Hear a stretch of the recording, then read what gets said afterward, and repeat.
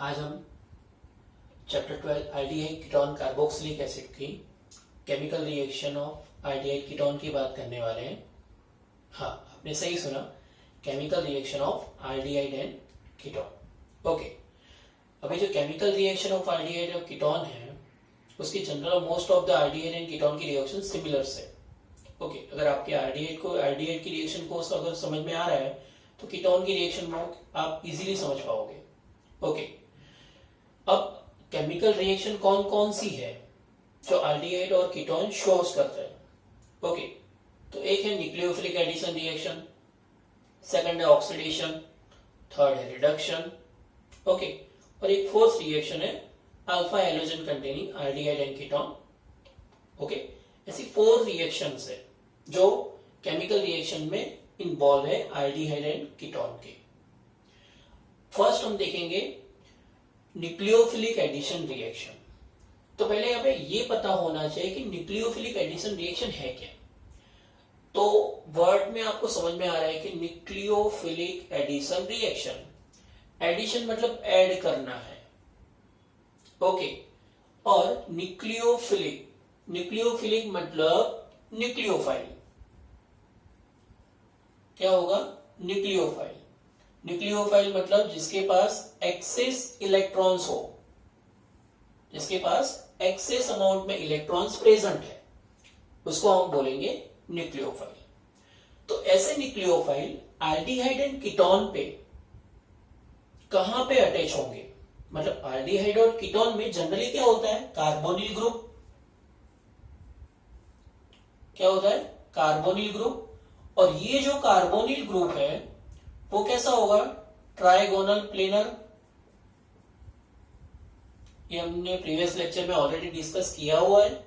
Okay, इसके अंदर carbon और ऑक्सीजन के बीच में इलेक्ट्रोनेगेटिविटी का जो डिफरेंस है उसकी वजह से कार्बन पे पार्शियली पॉजिटिव चार्ज होता है और ऑक्सीजन पे पार्शियली नेगेटिव चार्ज। यहां पे आप कोई भी ए या बी लिख लो, क्योंकि आल्डिहाइड और कीटोन की जनरल बात कर रहे हैं, क्योंकि ये क्या है? Carbonyl group. ओके, क्योंकि आल्डिहाइड और कीटोन दोनों के अंदर कार्बोनिल ग्रुप है, तो हम जनरल बात करेंगे। तो मैंने सिर्फ कार्बोनिल का स्ट्रक्चर ड्रॉ किया। यहाँ पे ए भी कोई भी फंक्शनल ग्रुप है, मिथाइल इथाइल कुछ भी है। ओके, तो कार्बोनिल ग्रुप जो है C डबल बॉन्ड O, उसमें कार्बन पे पार्शियली पॉजिटिव चार्ज और ऑक्सीजन पे पार्शियली नेगेटिव चार्ज होता है। ओके, तो अपना जो न्यूक्लियोफाइल है वो कौन सा चार्ज शो कर रहा है? Negative charge. तो नेगेटिव चार्ज कहां पे अट्रैक्ट होगा? तो जनरली आपको समझ में आ रहा है कि नेगेटिव किसको अट्रैक्ट करेगा? पॉजिटिव को। ओके, तो जो न्यूक्लियोफाइल है वो कहां पे अटैच होगा? कार्बन पे। क्लियर है? और जब वो कार्बन पे अटैच होगा तो ये जो कार्बन ऑक्सीजन के बीच में पाई बॉन्ड है वो ब्रेक हो जाएगा। ओके, मतलब डबल बॉन्ड कन्वर्ट हो जाएगा सिंगल बॉन्ड में। तो इसका स्ट्रक्चर हमें कुछ इस तरीके से मिलेगा, जैसे कि यहां पे ये न्यूक्लियोफाइल अटैच हो गया।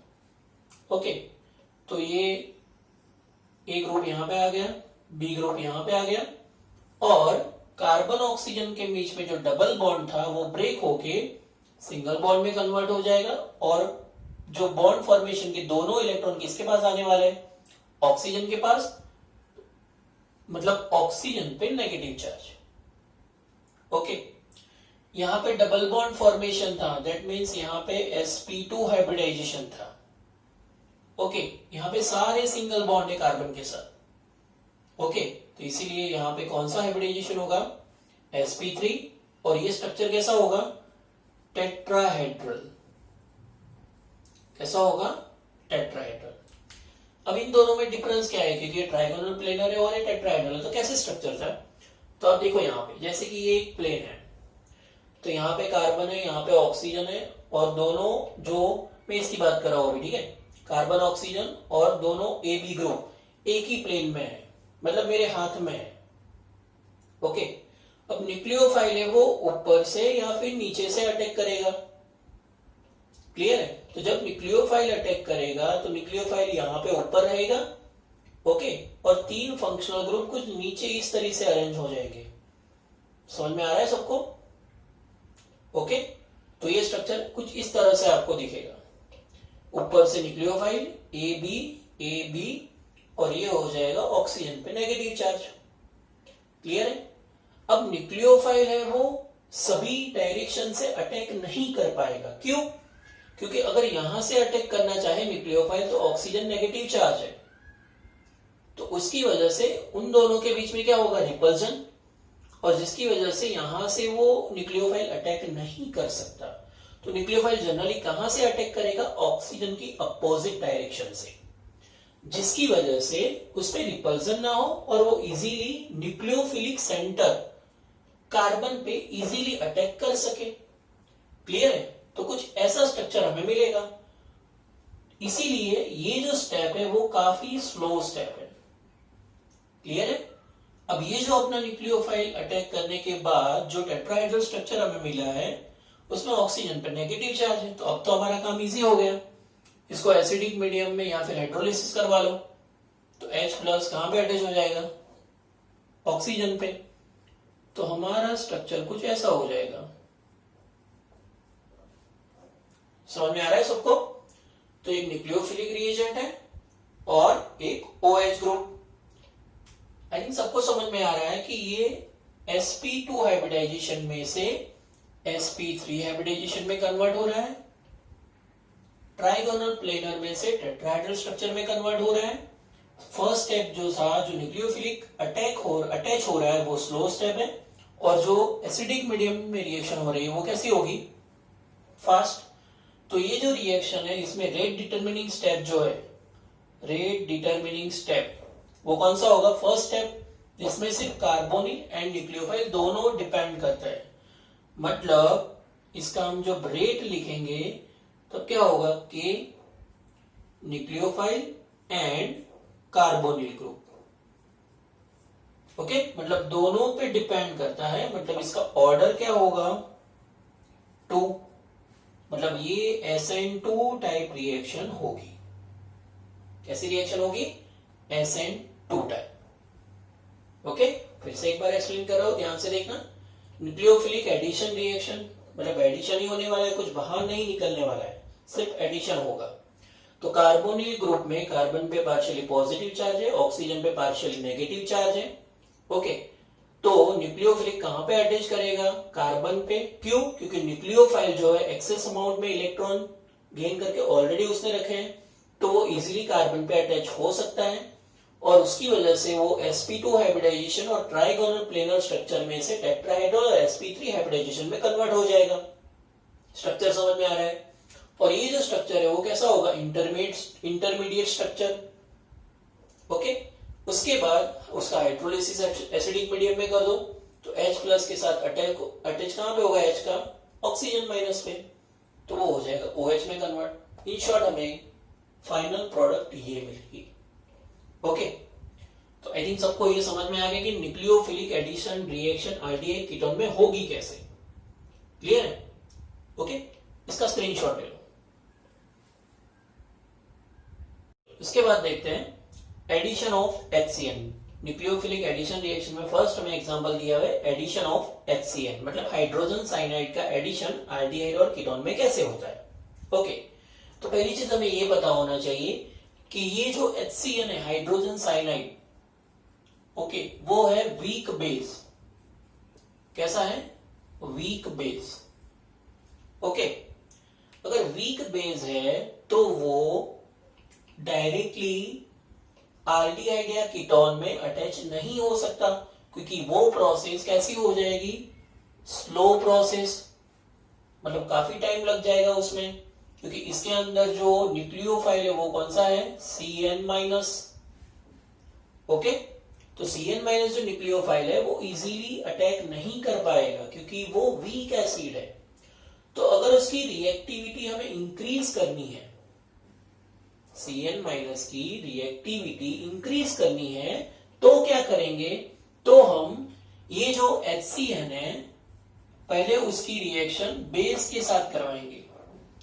किसके साथ, बेस के साथ। कोई भी बेस आप ले सकते हो, स्ट्रॉन्ग बेस, NaOH, KOH, कोई भी ले सकते हो, ठीक है। तो बेस के अंदर जनरली क्या होता है, OH माइनस, तो ये हाइड्रोजन किसके साथ चला जाएगा, OH माइनस के साथ, मतलब क्या बनाएगा H2O। और अब हमें क्या मिलेगा, Cn माइनस। ये जो न्यूक्लियोफाइल है हमारा वो स्ट्रॉन्गली रिएक्टिव होगा, क्योंकि उसके साथ जो हाइड्रोजन था उसकी वजह से वो कैसा था, वीक बेस। अब ये जो साइनाइड ग्रुप बन गया है वो काफी स्ट्रॉन्ग हो चुका है, इसीलिए इसकी रिएक्टिविटी अब इंक्रीज हो जाएगी। ओके, तो रिएक्शन कुछ इस तरीके से होगी, जैसे कि carbon double bond O oxygen. Okay, ये अपना कार्बोनिल ग्रुप है। ओके, मैं अभी जनरली एग्जांपल लिख रहा हूं आल्डिहाइड कीटोन का कंबाइन में, तो उसकी रिएक्शन पहले किसके साथ होगी, Cn माइनस के साथ, मतलब ये अपना फर्स्ट स्टेप होगा, HCN की रिएक्शन होगी उसमें, और ये अपना सेकंड स्टेप। ओके, यहां पे मैं A B लिख देता हूं। तो Cn माइनस कहां पे अटैक करेगा, कार्बोनिल कार्बन पे, मतलब ये पॉजिटिव चार्ज है, ये नेगेटिव चार्ज है, तो Cn कहां पे अटैच होगा, कार्बन पे।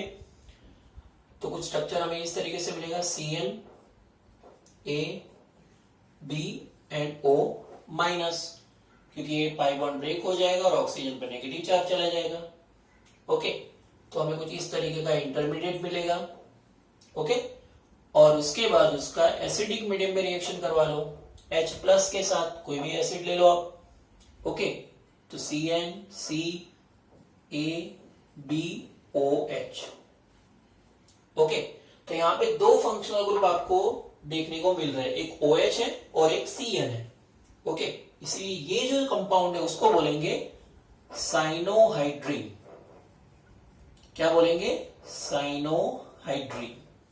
साइनोहाइड्रीन का मतलब ही होता है कि जिसके अंदर एक Cn ग्रुप प्रेजेंट हो और एक OH ग्रुप प्रेजेंट हो, उसी को बोलेंगे साइनोहाइड्रीन। ए बी की जगह पे कुछ भी हो सकता है।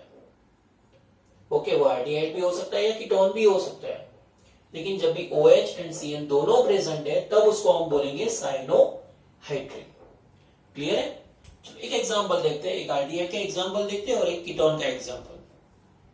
आल्डिहाइड का एग्जांपल मैं यहां पे ले रहा हूं, CH3C डबल बॉन्ड OH, ये अपना हो गया इथेनॉल। ओके, ये कौन सा स्ट्रक्चर है, इथेनॉल।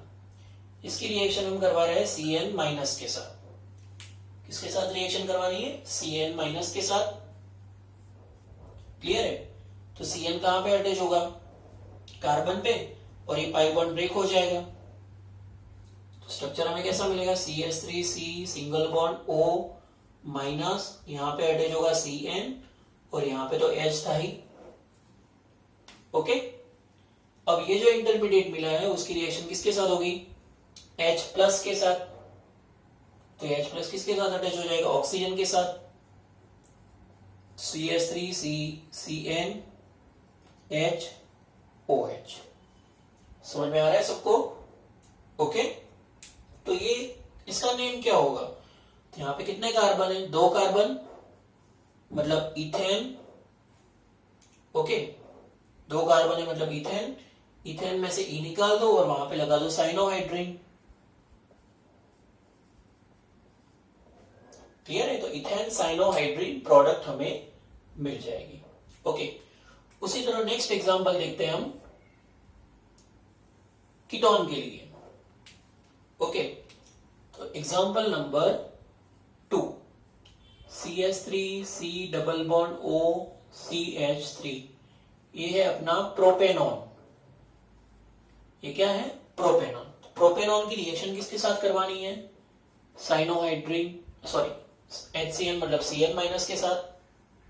तो Cn माइनस के साथ रिएक्शन होगी तो पहले क्या मिलेगा हमें, CH3C सिंगल बॉन्ड हो जाएगा, ऑक्सीजन पे नेगेटिव चार्ज, यहां पे भी CH3 और ऊपर क्या अटैच होगा, Cn।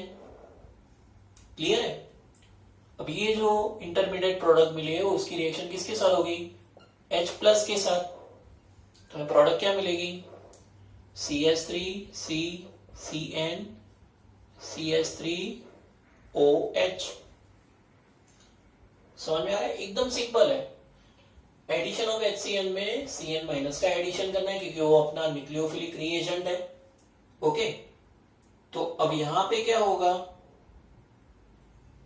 तो ये जो प्रोडक्ट है वो क्या रहा, प्रोपेनॉन तो पहले लिख दो प्रोपेनॉन साइनोहाइड्रिन। ओके सॉरी, यहां पे मैंने लिखा था इथेनॉल। ओके यहां पे भी क्या होगा, इथेनॉल, इथेनॉल साइनोहाइड्रिन, और वहां पे होगा प्रोपेनॉन साइनोहाइड्रिन। मतलब जो आल्डिहाइड कीटोन है वो उसका तो नाम लिखना ही है। ओके, और उसके बाद लास्ट में क्या लगाना है, साइनोहाइड्रिन, क्योंकि साइनोहाइड्रिन मतलब जिसमें CN और OH दोनों फंक्शनल ग्रुप है, तो वो हो जाएगा साइनोहाइड्रिन। क्लियर है? आई थिंक आपको एडिशन ऑफ HCN की जो रिएक्शन है वो अच्छे से समझ में आ चुकी है। ओके, तो एक बार अच्छे से देख लो और इसका स्क्रीनशॉट ले लो। चलो उसके बाद देखते हैं हम reactivity of aldehyde and ketone. मतलब जो न्यूक्लियोफिलिक एडिशन रिएक्शन है वो आल्डिहाइड अच्छी तरह से कर सकता है या कीटोन। ऐसे तो दोनों ही ये न्यूक्लियोफिलिक एडिशन रिएक्शन करते ही है। ओके, लेकिन उन दोनों में मतलब आल्डिहाइड एंड कीटोन में किसकी रिएक्टिविटी ज्यादा है, आल्डिहाइड की या कीटोन की? ओके, तो मैं यहां पे पहले नोट्स लिख देता हूं। Aldehyde is more reactive than ketone due to steric hindrance। मतलब न्यूक्लियोफिलिक एडिशन जो रिएक्शन है वो आल्डिहाइड अच्छी तरह से कर सकता है और कीटोन जो है वो थोड़ा कम कर सकता है। क्यों? तो कौन सा फैक्टर है, स्टेरिक हिंड्रेंस। भाई स्टेरिक हिंड्रेंस क्या है, तो चलो मेरा एग्जांपल लेते हैं तो इजीली समझ में आएगा। CH3C डबल बॉन्ड OH, ये अपना आल्डिहाइड हो गया इथेनॉल। ओके, और यहां पर मैं एग्जांपल लिख रहा हूं CH3C double bond O CH3, मतलब ये हो गया अपना प्रोपेनॉन। क्लियर है? तो हमें ये पता करना है कि इन दोनों में इजीली न्यूक्लियोफिलिक एडिशन रिएक्शन कौन कर सकता है, आल्डिहाइड करेगा या फिर कीटोन। ओके, तो यहां पे मैंने लिखा है कि यहां पे कौन सा फैक्टर इंपॉर्टेंट है, स्टेरिक हिंड्रेंस। तो स्टेरिक हिंड्रेंस जो है वो है क्या, तो देखो यहां पे कार्बोनिल जो ग्रुप है C डबल बॉन्ड O, एक साइड हाइड्रोजन अटैच है, दूसरे साइड CH3 में CH3 को कुछ इस तरह से लिख रहा हूं यहां पे। ओके, यहां पे भी जो सारे कार्बन हाइड्रोजन में यहां पे इस तरह से लिख रहा हूं।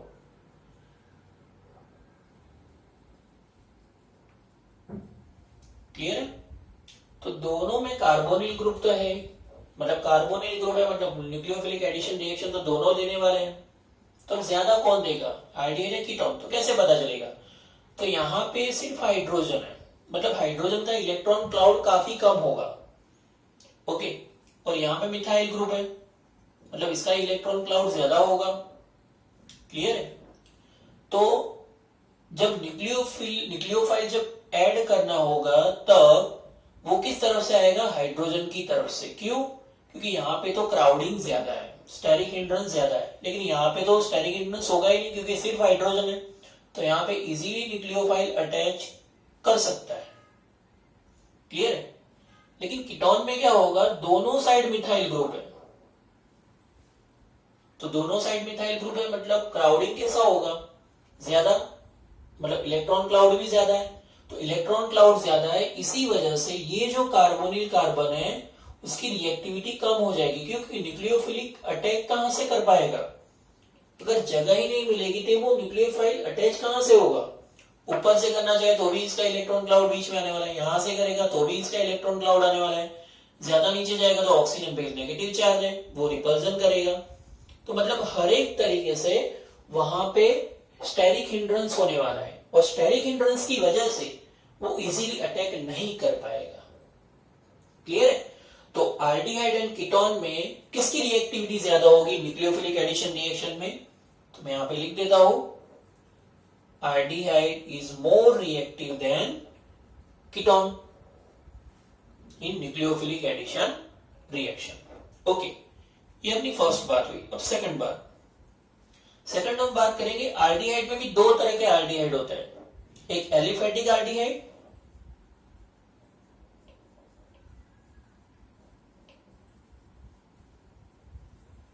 एंड दूसरा है एरोमेटिक आल्डिहाइड।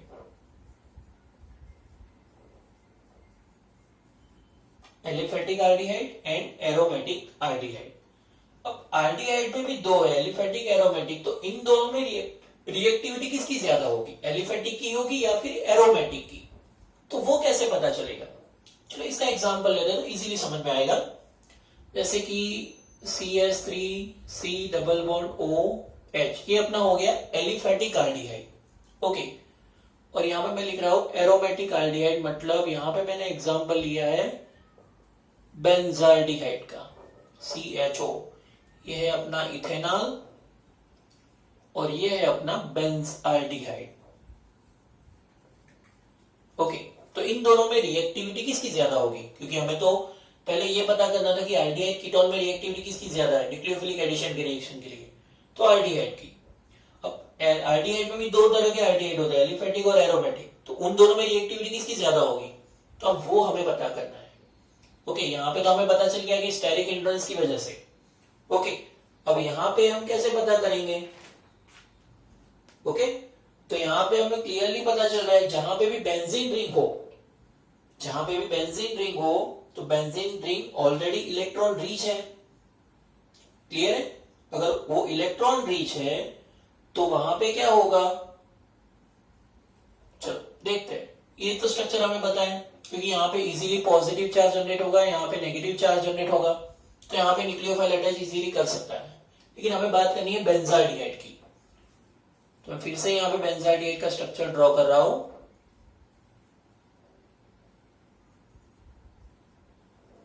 ओके।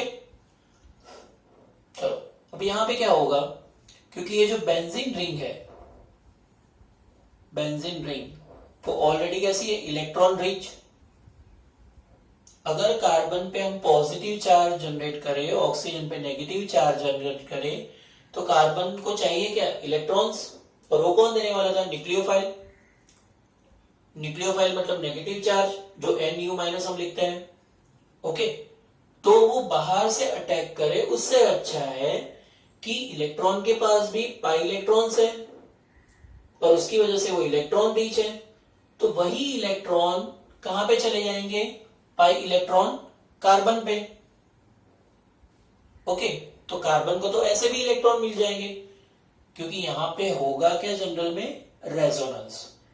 रेजोनेंस कई बार हमने ड्रॉ किया है तो हमें पता ही होगा, जैसे कि ये पाई इलेक्ट्रॉन यहां पे चले गए तो यहां पे डबल बॉन्ड जनरेट होगा और ये पाई बॉन्ड ब्रेक हो जाएगा, ऑक्सीजन पे नेगेटिव चार्ज, यहां से इलेक्ट्रॉन शिफ्ट हो रहा है, मतलब यहां पे कौन सा चार्ज आएगा, पॉजिटिवली चार्ज, ओके।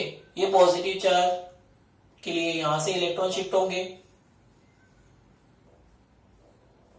तो यहां पे होगा पॉजिटिव चार्ज, यहां पे इलेक्ट्रॉन्स आ जाएंगे, कार्बन हाइड्रोजन ऑक्सीजन पे नेगेटिव चार्ज, ओके। तो एक और रेजोनेंस बनेगा, ये पाई इलेक्ट्रॉन यहां पे शिफ्ट हो जाएंगे, तो एक और रेजोनेटिंग स्ट्रक्चर हमें मिलेगा, यहां पे positive charge, C double bond, और यहां पे ऑक्सीजन पे नेगेटिव चार्ज, और फिर से लास्ट में क्या होगा, ये पाए जो कार्बन कार्बन के बीच में डबल बॉन्ड जनरेट हुआ था वो फिर से कार्बन बेंजीन रिंग पे शिफ्ट हो जाएगा, तो यहां पे हमें और एक रेजोनेटिंग स्ट्रक्चर मिलेगा, और वो स्ट्रक्चर होगा कुछ इस तरीके से, और ये इलेक्ट्रॉन कहां पे आ जाएंगे, डबल बॉन्ड के पास, क्लियर है। तो कुछ ऐसे रेजोनेटिंग स्ट्रक्चर शो होने वाले हैं। तो बेंजाल्डिहाइड के अंदर जो बेंजीन की रिंग में जो पाई इलेक्ट्रॉन है वही कार्बन को मिल जाते हैं आसानी से न्यूक्लियोफाइल के तौर पे, तो उसको बाहर से इलेक्ट्रॉन लेने की जरूरत नहीं है। तो बाहर से जब न्यूक्लियोफाइल अटैक करना चाहेगा तो ऑलरेडी उसके पास तो बेंजीन की रिंग वाले इलेक्ट्रॉन है ही, क्योंकि कंटिन्यूअस रेजोनेंस होता ही रहेगा, लास्ट स्ट्रक्चर बनेगा, फिर से ये स्ट्रक्चर, ये स्ट्रक्चर, ये स्ट्रक्चर, ये स्ट्रक्चर, फिर से रिवीजन होता ही रहेगा यहाँ पे। तो इसका मतलब ये हुआ कि आल्डिहाइड जो एरोमेटिक आल्डिहाइड है उसके अंदर रेजोनेंस की वजह से जो न्यूक्लियोफाइल है उसकी रिएक्टिविटी कम हो जाएगी। इसकी वजह से तो मैं यहां पे रीजन लिख रहा हूं नोट करके, आल्डिहाइड सॉरी एलिफेटिक हम लिखेंगे, aliphatic aldehyde is more reactive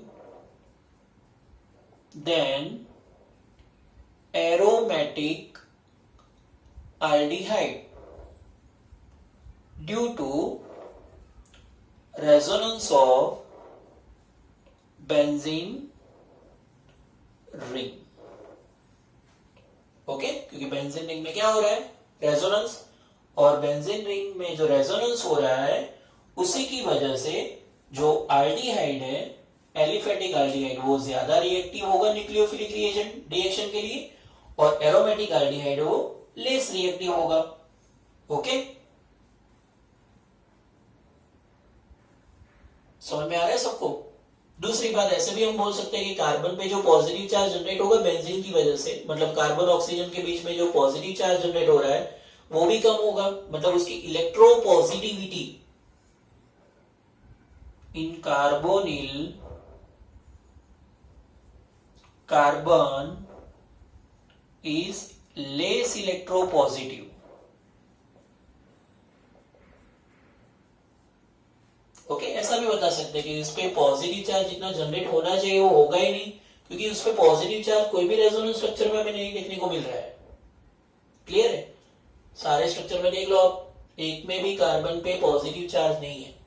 first वाला बोल सकते हैं, लास्ट वाला बोल सकते हैं, मिडल वाले जितने भी रेजोनेटिंग स्ट्रक्चर है उसमें कार्बन पे कहीं पे भी पॉजिटिव चार्ज नहीं है. तो उसी की वजह से हम ऐसा बोल सकते हैं कि कार्बन कैसा होगा, लेस इलेक्ट्रोपॉजिटिव.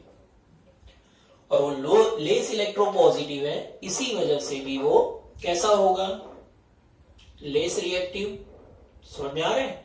तो सबसे ज्यादा कौन सा रिएक्टिव होगा? अब हमें तीन की साथ में बात करनी है, एल्डिहाइड, कीटोन, ये तो हमने पहले बात कर दी. अब उसके साथ हम जोड़ेंगे एरोमेटिक एल्डिहाइड. ओके, तो जो एलिफेटिक एल्डिहाइड है वो सबसे ज्यादा रिएक्टिव है, वो तो समझ में आ गया. उससे कम क्या होगा, तो कीटोन होगा या फिर एरोमेटिक एल्डिहाइड. तो एल्डिहाइड तो होगा ही. क्यों? क्योंकि यहाँ पे स्टेरिक हिंड्रेंस तो होगा ही नहीं, यहां से इजीली न्यूक्लियोफाइल अटैच कर सकता है, क्योंकि यहाँ पे तो दोनों साइड से क्या होता है, स्टेरिक हिंड्रेंस. वहां पे तो स्टेरिक हिंड्रेंस होने ही नहीं वाला है. तो एलिफेटिक एल्डिहाइड से लेस रिएक्टिव क्या होगा, एरोमेटिक एल्डिहाइड, और उससे भी कम होगा कीटोन. समझ में आ रहा है सबको? कीटोन में भी बात कर सकते हैं, एलिफेटिक कीटोन, एरोमेटिक कीटोन. तो एलिफेटिक कीटोन ज्यादा रिएक्टिव होगा कंपेयर टू एरोमेटिक कीटोन, क्योंकि उसमें बेंजीन रिंग होगी दोनों साइड. समझ में आ रहा है ना सबको? तो ये जो reactivity of aldehyde and ketone है वो अच्छे से आपको आई थिंक समझ में आ चुका है. ओके, तो एक फैक्टर हमने देखा स्टेरिक हिंड्रेंस, और दूसरा फैक्टर देखा हमने रेजोनेंस. ओके, तो इन दो फैक्टर की वजह से जो एल्डिहाइड है, एलिफेटिक एल्डिहाइड, वो सबसे ज्यादा रिएक्टिव है, एरोमेटिक एल्डिहाइड से कम रिएक्टिव है, और जो कीटोन है वो सबसे कम रिएक्टिव है in nucleophilic addition reaction. Okay, screenshot ले लो इसका. चलो अब हम कुछ एग्जांपल देखते हैं रिएक्टिविटी के लिए. ओके, क्वेश्चन लिखा है, order of reactivity toward nucleophilic addition reaction. Okay, यहाँ पे टोटल मैंने 6 एग्जांपल लिखे हैं, उसका हमें ऑर्डर निकालना है हर एक का. ओके, चलो फर्स्ट देखो, CH3C डबल बॉन्ड OH, मतलब एल्डिहाइड है, ये भी एल्डिहाइड है और ये भी एल्डिहाइड है. अब ये तो दिक्कत वाली काम हो गई. सर आपने अभी तो बताया था कि एल्डिहाइड की रिएक्टिविटी सबसे ज्यादा होती है, उसमें भी एलिफेटिक एल्डिहाइड की, तो आपने तो सारे एलिफेटिक एल्डिहाइड ही लिखे हैं. तो यहाँ पे हम कैसे पता करेंगे कि सबसे ज्यादा रिएक्टिव कौन सा एल्डिहाइड है? तो वही तो सीखना है. ओके, चलो देखते हैं. यहाँ पे एक साइड CH3 ग्रुप है, यहाँ पे हाइड्रोजन है, तो तीनों में ऐसा ही है, वन साइड तो हाइड्रोजन है ही, क्योंकि एल्डिहाइड मतलब हाइड्रोजन तो होगा ही. नेक्स्ट साइड देखते हैं, यहाँ पे CH3 है, यहाँ पे कोई बल्कि ग्रुप है आइसो वाला, ओके, आइसोप्रोपाइल, और यहाँ पे है सिर्फ हाइड्रोजन. तो देखने से ही पता चलता है कि यहाँ पे तो कोई स्टेरिक हिंड्रेंस होने ही नहीं वाला है.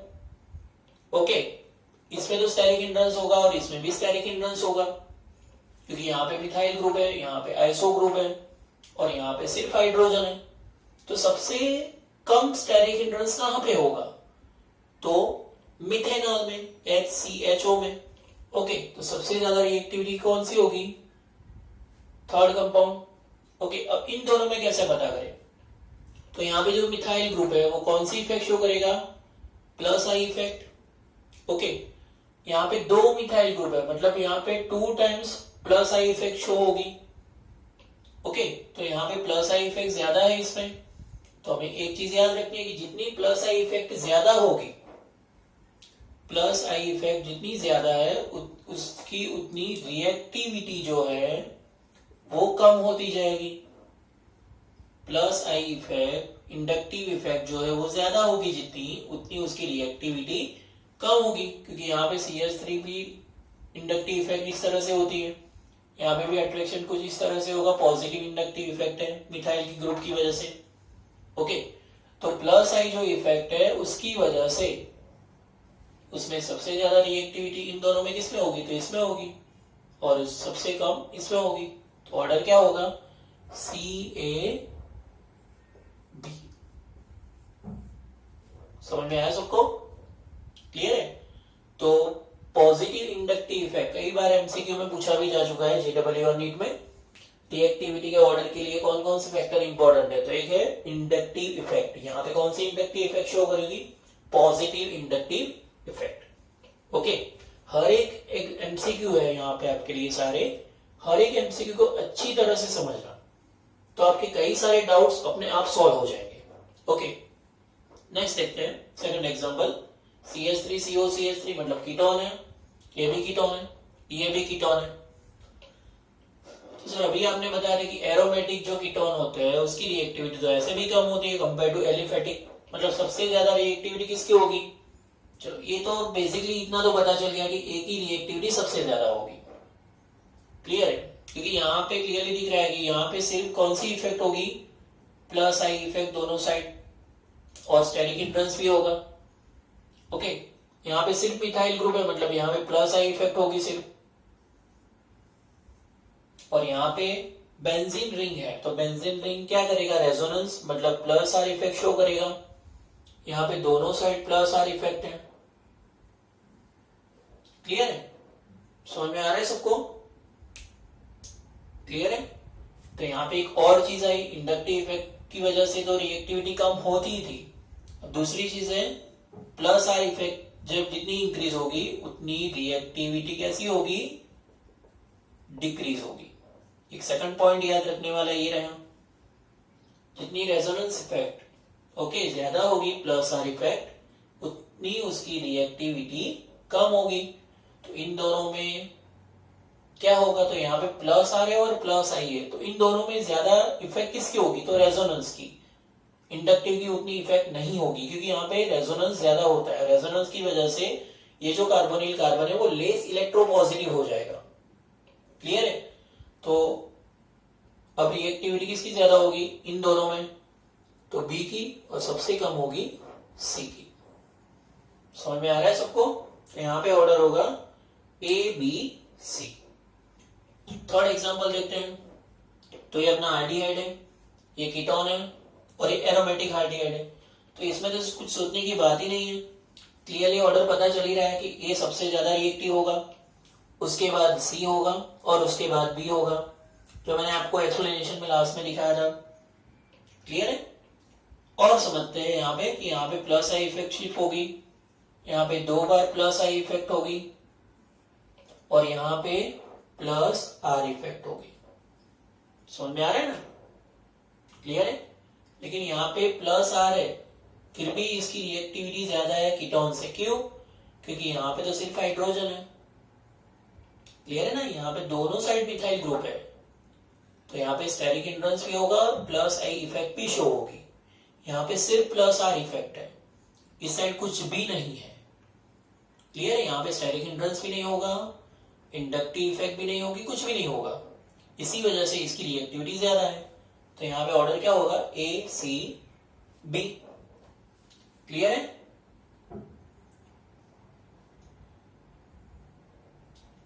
नेक्स्ट एग्जांपल देखते हैं, फोर्थ एग्जांपल। तो ये अपना कीटोन है, ये भी कीटोन है, ये एल्डिहाइड है और ये एल्डिहाइड है। ओके, तो इतना तो पता चल गया कि एल्डिहाइड जो दो है उसमें से ही किसी एक की रिएक्टिविटी ज्यादा है। तो पहले इन दोनों की बात करते हैं सी एंड डी में। क्लियर है? तो देखो यहां पे CH3 CH2 है और यहां पे है CH3।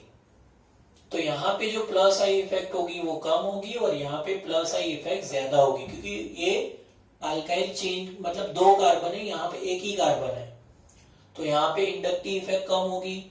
दूसरी चीज यहाँ पे स्टेरिक हिंड्रेंस ज्यादा होगा, यहाँ पे स्टेरिक हिंड्रेंस कम होगा। क्लियर है? तो सबसे ज्यादा रिएक्टिविटी किसकी होगी? डी की, उसके बाद सी की। क्लियर है? और वही कॉन्सेप्ट यहाँ पे भी अप्लाई करना है। तो यहाँ पे भी प्लस आई इफेक्ट है, यहाँ पे भी plus I effect and plus I effect, मतलब हर साइड पे प्लस आई इफेक्ट तो है, लेकिन यहाँ पे बल्कि ग्रुप है, मतलब स्टेरिक हिंड्रेंस ज्यादा होगा। लेकिन यहाँ पे सिर्फ दोनों साइड मिथाइल है, यहाँ पे एक ही साइड मिथाइल है, तो स्टेरिक हिंड्रेंस किसमें ज्यादा होगा? इसमें ज्यादा होगा, तो इसकी रिएक्टिविटी कैसी होगी? कम ही होगी। क्लियर है? तो ए एंड बी में रिएक्टिविटी किसकी ज्यादा होगी? बी की, और ए की रिएक्टिविटी सबसे कम होगी। समझ में आ रहा है सबको? क्लियर है? चलो उसके बाद देखते हैं फिफ्थ एग्जांपल। फिफ्थ एग्जांपल में फर्स्ट जो लिखा है वो है कीटोन। क्लियर है? CH3COCH3 ये अपना कीटोन, ये एल्डिहाइड है, ये एल्डिहाइड है और ये भी एल्डिहाइड है। चलो कीटोन तो लास्ट में ही आने वाला है, वो तो समझ में आ ही गया हमें। अब इन तीनों में पता करना है, तो यहाँ पे मैंने कुछ लिखा है, यहाँ पे मिथाइल ग्रुप लिखा है बेंजीन की रिंग पे, यहाँ पे मैंने लिखा है NO2 ग्रुप। अब जो मिथाइल ग्रुप है बेंजीन की रिंग पे पैरा पोजीशन पे, वो कौन सी इफेक्ट शो करता है? इलेक्ट्रो डोनेटिंग ग्रुप की। पैरा पोजीशन पे जो CH3 ग्रुप है वो क्या है? Electro donating group. उसी तरह यहाँ पे जो NO2 ग्रुप्स है वो क्या इफेक्ट शो करेगा? Electro withdrawing group. क्लियर है? ये इलेक्ट्रॉन डोनेट करने वाला है, मतलब यहाँ पे इलेक्ट्रॉन कुछ इस तरह से जाने वाला है बेंजीन की रिंग की तरफ। NO2 इलेक्ट्रो विड्रॉइंग ग्रुप है, मतलब अपनी तरफ इलेक्ट्रॉन खींचेगा। क्लियर है? और यहाँ पे तो कुछ भी नहीं है, मतलब कोई डिस्टर्बेंस होगा ही नहीं यहाँ पे। तो तीनों में प्लस आर इफेक्ट तो शो होने ही वाली है, लेकिन इन दोनों में कुछ डिफरेंस होगा। क्लियर है? तो जो इलेक्ट्रो विड्रॉइंग ग्रुप है अपनी तरफ इलेक्ट्रॉन खींच रहा है, जो NO2 ग्रुप है वो अपनी तरफ इलेक्ट्रॉन खींच रहा है, क्योंकि वो हाईली इलेक्ट्रोनेगेटिव है।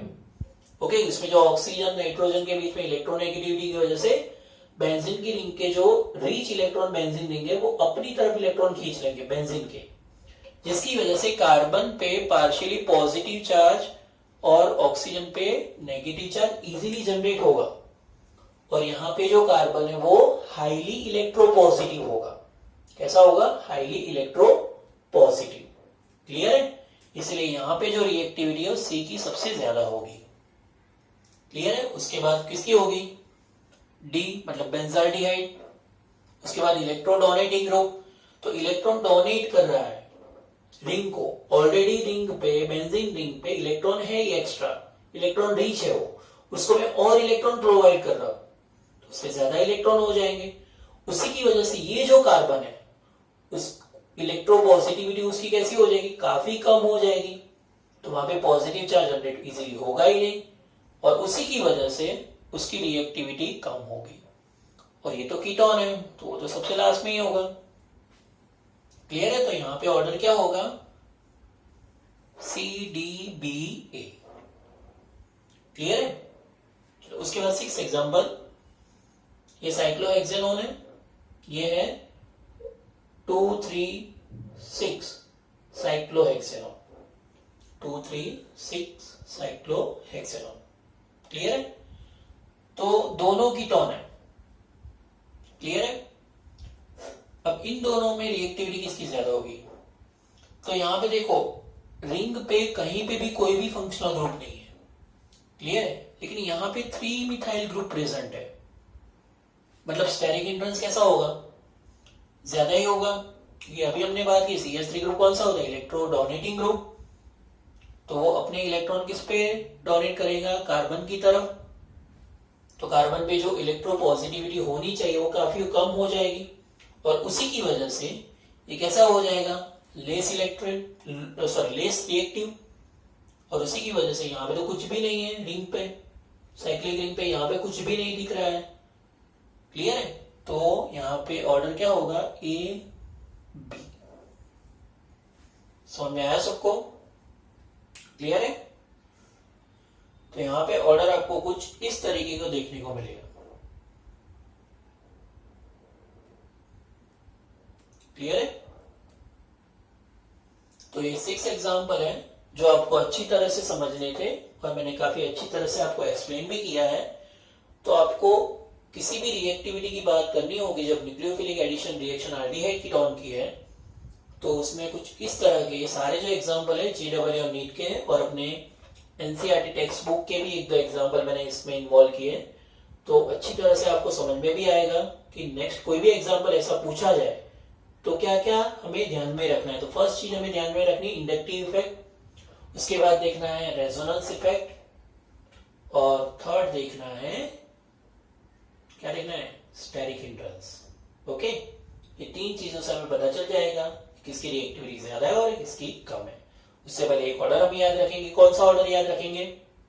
तो फर्स्ट एलिफेटिक एल्डिहाइड सबसे ज्यादा रिएक्टिव है, उसके बाद एरोमेटिक एल्डिहाइड, उसके बाद एलिफेटिक कीटोन, और लास्ट में कम से कम रिएक्टिव है वो है एरोमेटिक कीटोन।